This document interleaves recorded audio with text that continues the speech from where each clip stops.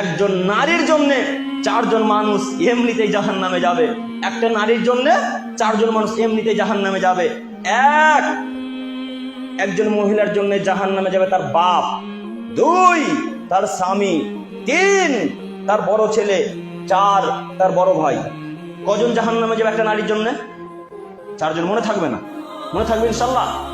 1 তার পিতা, 2 তার স্বামী, 3 তার বড় ছেলে, 4 তার বড় দাদা। যুবক, তুমি তোমার বোনের জন্য জাহান্নামে যেও না গো। 5 ওয়াক্ত সালাত আদায় করে জাহান্নামে যেতে হবে।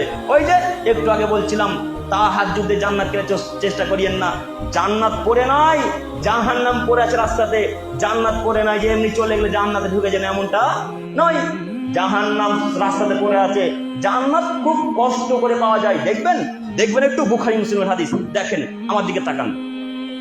আবু হুরায়রা রাদিয়াল্লাহু তাআলা আনহু থেকে বর্ণিত, তিনি বলেন রাসূলুল্লাহ সাল্লাল্লাহু আলাইহি ওয়াসাল্লাম বলেছেন, হুজিবাতিন নার বিসসাওয়াত হুজিবাতিল জান্নাহ বিল মাকারিহ। হে আদমের ছেলেমেয়ে, তোমরা একটু আমার দিকে তাকাও। জাহান্নামকে আল্লাহ তাআলা ঘিরে দিয়েছেন একেবারে মনের ইচ্ছা দিয়ে। জাহান্নামকে আল্লাহ তাআলা ঘিরে দিয়েছেন মনের ইচ্ছা দিয়ে, আর জান্নাতকে আল্লাহ তাআলা ঘিরে দিয়েছেন কষ্টনীতি, কায়দা ক্লেশ দিয়ে। বুখারী মুসলিম। কি বুঝলেন? মানে যদি ইচ্ছা করেন তো জাহান্নাম পাবেন, ইচ্ছা করলে জান্নাত পাওয়া যায় না। খুব কষ্ট করে জান্নাত পেতে হয়, খুব কষ্ট করে জান্নাত পেতে হয়। কেমন কষ্ট?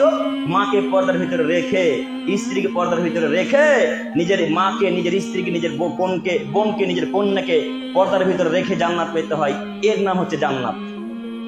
আল্লাহ নবী সাল্লাল্লাহু আলাইহি ওয়াসাল্লাম যখন জিবরাইল আলাইহিস সালাম যখন আল্লাহ নবী সাল্লাল্লাহু আলাইহি ওয়াসাল্লামকে নিয়ে গেলেন, তখন মুহাম্মদ সাল্লাল্লাহু আলাইহি ওয়াসাল্লাম বলছেন, মুহাম্মদ সাল্লাল্লাহু আলাইহি ওয়াসাল্লামকে বলছেন জিবরাইল আলাইহিস সালাম, মুহাম্মদ সাল্লাল্লাহু আলাইহি ওয়াসাল্লাম একটু দেখেন না এখানে কে কে আছে, একটু দেখেন না।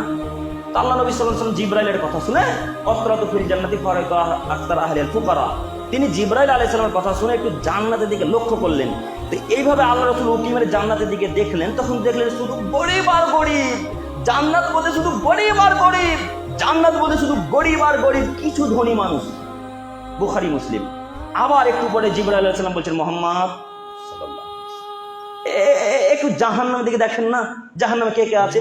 তখন মুহাম্মদ সাল্লাল্লাহু আলাইহি ওয়াসাল্লামের কথা, জিবরাইলের কথা শুনে, তখন জিবরাইল আলাইহিস সালামের কথা শুনে মুহাম্মদ সাল্লাল্লাহু আলাইহি ওয়াসাল্লাম জাহান্নাম দিকে উকি মারলেন। জাহান্নামের দিকে যখন উকি মারলেন, তখন মুহাম্মদ সাল্লাল্লাহু আলাইহি ওয়াসাল্লাম বলছেন, আত্তালাতু ফিন নারি ফারাইতু আকতার আহলিয়ান নিসা। আমি যখন জাহান্নামের দিকে দেখলাম, তখন শুধু নারী আর নারী। জাহান্নাম বলতে শুধু নারী আর নারী, জাহান্নাম বলতে শুধু নারী আর নারী, কিছু পুরুষ। কি বুঝলেন? হাদিস তো বুখারী মুসলিম। জান্নাতকে আল্লাহ পরিপূর্ণ করে দিয়েছে গরিব মানুষ দিয়ে, জাহান্নামকে আল্লাহ তাআলা পরিপূর্ণ করে দিয়েছে নারী দিয়ে। সম্মানিত মা বোন, আপনার জন্য শুধু বিষয়কে নির্ধারণ করা, আপনি একটু আমার কথাকে মূল্যায়ন করুন। আপনার জন্য বিষয়কে নির্ধারণ করা, আপনি একটু শুধু কথাকে মূল্যায়ন করুন। আপনাকে বলছি, আপনারা বেশি জাহান্নামী। সব থেকে বেশি জাহান্নামে মহিলারা যাবে। কেন মহিলারা জাহান্নামে যাবে? সব থেকে বড় কারণ তার স্বামীর কথাকে অমান্য করে চলা, 2 বেপরদায় চলাচল করা, 3 স্বামীর শুকরিয়া আদায় না করা। স্বামীর যদি মহিলার শুকরিয়া আদায় না করে জাহান্নামে যাবে, এ কথা মুহাম্মদ সাল্লাল্লাহু আলাইহি ওয়াসাল্লাম বলেন।